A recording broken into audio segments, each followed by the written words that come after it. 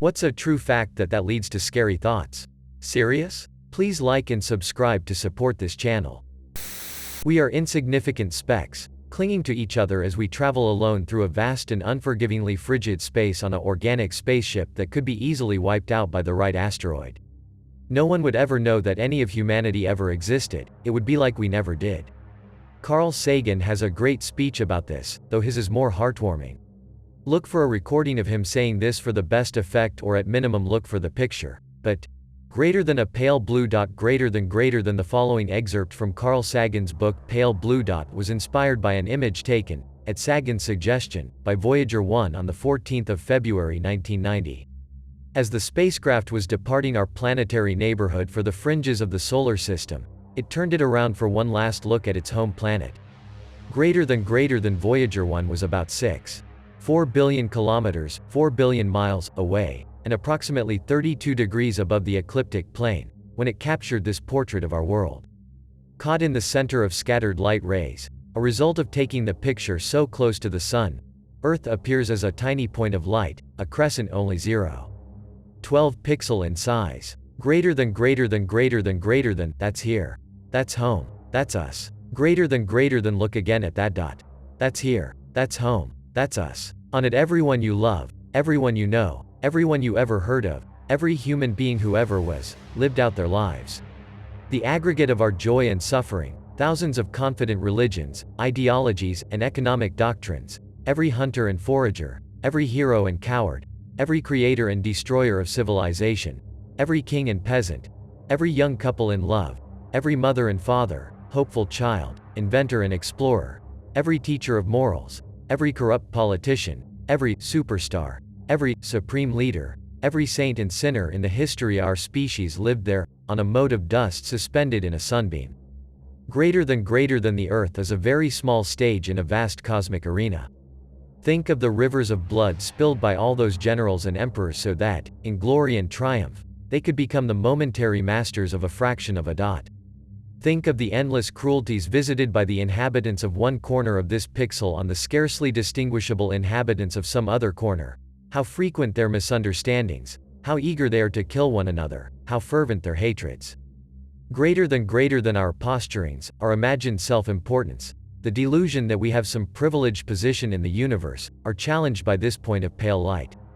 Our planet is a lonely speck in the great enveloping cosmic dark. In our obscurity, in all this vastness, there is no hint that help will come from elsewhere to save us from ourselves. Greater than the Earth is the only world known so far to harbor life. There is nowhere else, at least in the near future, to which our species could migrate. Visit, yes. Settle, not yet. Like it or not, for the moment the Earth is where we make our stand. Greater than it has been said that astronomy is a humbling and character-building experience. There is perhaps no better demonstration of the folly of human conceits than this distant image of our tiny world. To me, it underscores our responsibility to deal more kindly with one another, and to preserve and cherish the pale blue dot, the only home we've ever known.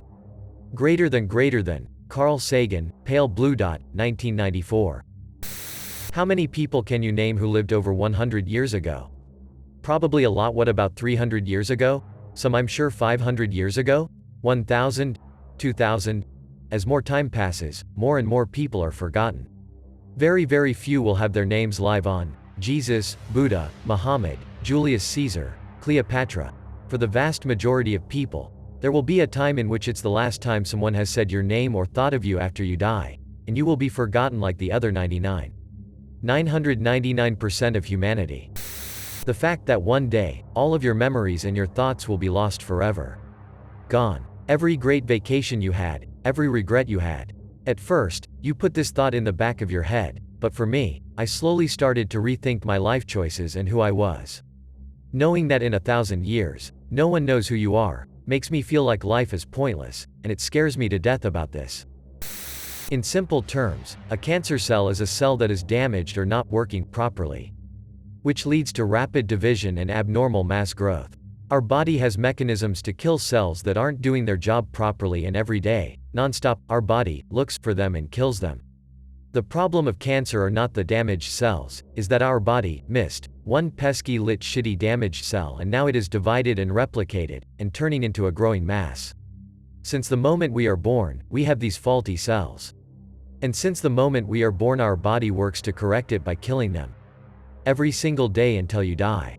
And for some people, until a day that it misses one and all hell breaks. The simulation hypothesis. Yes, the Matrix kind, only we're not real but rather components of an extremely advanced artificial simulation. The thought is that if a species survives to become advanced enough, that they will be able to model a universe, if less expansive and detailed than their own. You take that to the next logical conclusion, that if such a originator species is able to do so, theoretically if they ran enough simulations, a race in those simulations would be able to do the same.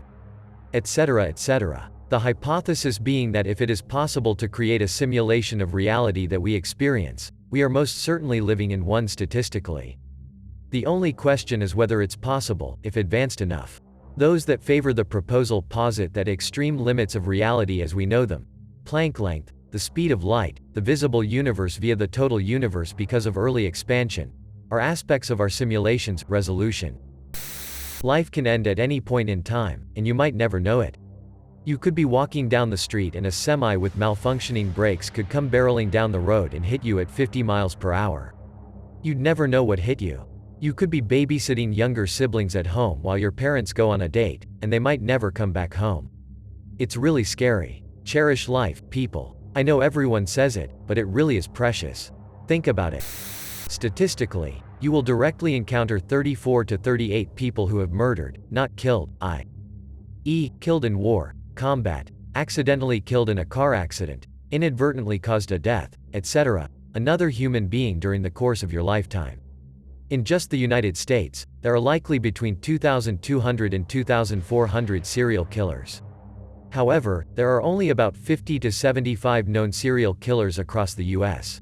Most of the other ones suspected to exist have simply not been recognized due to a variety of factors: bodies not found, bodies attributed to other killers or mechanism of illness, injury, poor police work or interdepartmental jealousies causing a lack of communication between state and federal agencies, poor record keeping, overwhelmed forensic and pathology professionals, especially now during the time of COVID, long periods of time between death and discovery masking the manner of death or mechanisms of injury, etc.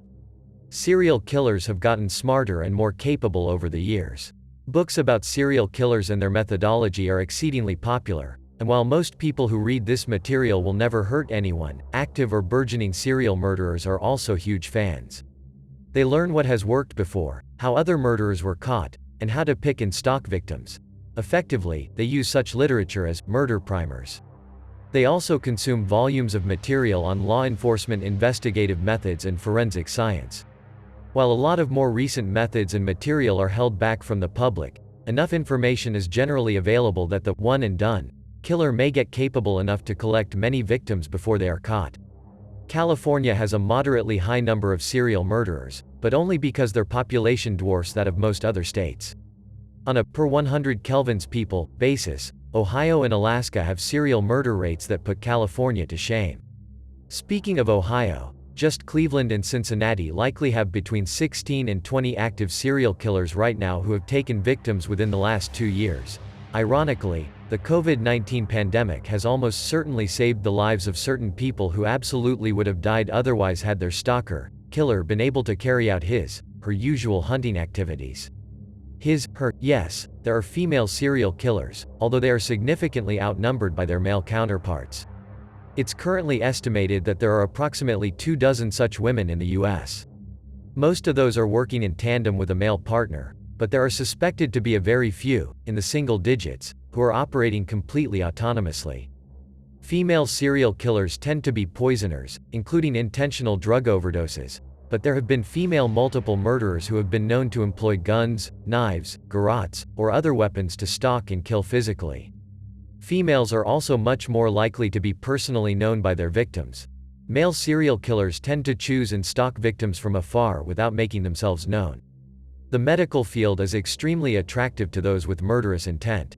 Doctors and nurses are surrounded by possible victims who are already in an injured, ill, or otherwise weakened state, and whose death might not draw any attention, attributed to natural causes. Even worse, Medical killers have a plethora of substances and mechanisms available to them which may not be identified even during autopsy unless a pathologist is specifically looking for them. Two exceedingly popular methods are the use of insulin or succinylcholine as murder weapons.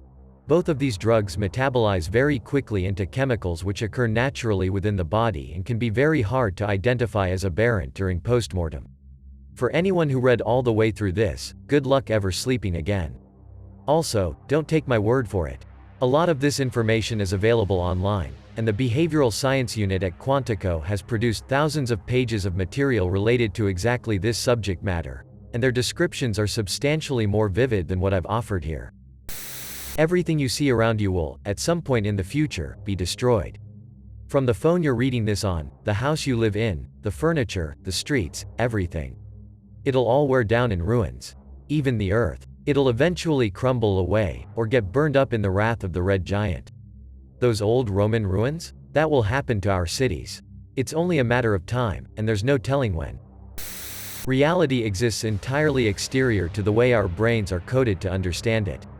We're using tools developed for understanding our surroundings as hunter-gatherers in forests and plains to try and navigate the whole world, space, complex social institutions, abstract concepts, and powers beyond our own. The universe is like the world, and we are like the puppy on a leash. Our instincts, the limitations of our senses, the limits of our mental computation ability, and our tendency to view things through the lens of our own biological human needs. These things shield us from viewing the universe as causal, empty, indifferent, and terribly beautiful. We can't ever escape the limits of our minds. If we were to ever create an artificial intelligence capable of viewing reality objectively, its first words to us would feel empty and estranged, as if we'd given birth to a cold newborn that does not cry, does not eat, does not breathe, and yet lives, looking at the world around it with cold, dead eyes. School is horribly underpreparing people for the real world. Kids are being thrown out into the world knowing that mitochondria is the powerhouse of the cell but not knowing basic first aid, not knowing how to get a job, not knowing how to hold down a job, not knowing how to file taxes, and so many more things. The political system has already gone to shit, so can we please get the education system dome reform? Boris Yeltsin once averted nuclear war. There was a research rocket launched in Norway to study the aurora borealis, and it flew in an air corridor and at an altitude so that it resembled a high-altitude missile strike to Russian radar. Some tense minutes where the Russians were on high alert. We've been walking a tightrope for 70+ years with nuclear weapons. How long can we be expected to go without someone out there using one again? Knowing that in the end, I'll never know anything. There's always the possibility that my entire reality is a lie. Maybe everyone I love is simply part of my imagination. Maybe all I've been doing, all I've been fighting for is absolutely redundant. But on the flip side, at least then COVID, anti-vaccinators, racists, sexists, etc. are not existent. But then again, that would also mean all those twisted things were created by my mind, which would be pretty disturbing, so yeah. Your dog probably cannot understand you and doesn't know what's going on when it's being put down and why you're crying and petting them so much. They're probably very happy that you're petting them, which, in your perspective, is good. But for me, I feel like if my dog could understand what I was saying for 30 seconds, I would be so much more comfortable with the thought of one day coming home to him not jumping on me and getting his fur all over my clothes. It's really depressing for me and makes me cry a lot, but hey, that's life, isn't it? We've got to be strong and move forward. My dog is 8, so I think he's still got a few years left in him, I hope. But I'm not ready for the day I'll hold him in my arms crying. Knowing what little I do about child sex trafficking, being involved in a situation where we had to become cognizant, aware of what was going on, it's very fair to say, it's difficult to comprehend how massive the problem is, how absolutely debauched, violent, sadistic the nature of the crimes are, and that massive popularity in the particular circles.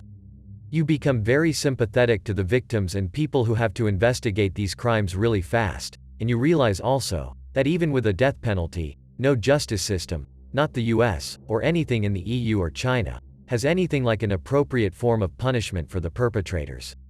Sure, the Chinese enthusiastically vivisect prisoners, but you can only keep people alive in those conditions so long. That one day, my bones will be dust in the ground. This house will be occupied by someone else or sold. Everyone I've ever loved or talked to at some point will wake up for the last time. My soon-to-be ex-wife, us now on separate paths. At a time we once were life partners. But as I'm trying to live mine, she's living hers, and one day she'll be gone. Lying on her deathbed, will she think about me? Will anyone I've loved think of me? I'm gonna die. You're going to die. My parents will die. All of us. One day, my first visit out of the US. Actually, I was seeing my wife then. We went and visited her hometown. Walking around this ancient Scottish little city, I spotted a graveyard with a big rundown very old church. I walked in and saw tombstones dated from the 1400s. That moment, right there, 22 years old, eyes locked with this old decrepit grave, it all hit me. All of that. Someone at some point was standing in this same spot mourning for this person, centuries ago. They are gone too now, and so on and so on. Live your life. We are here for a very short amount of time, yet we all act as if we are immortal. I woke up feeling really apathetic today. God, I miss my wife.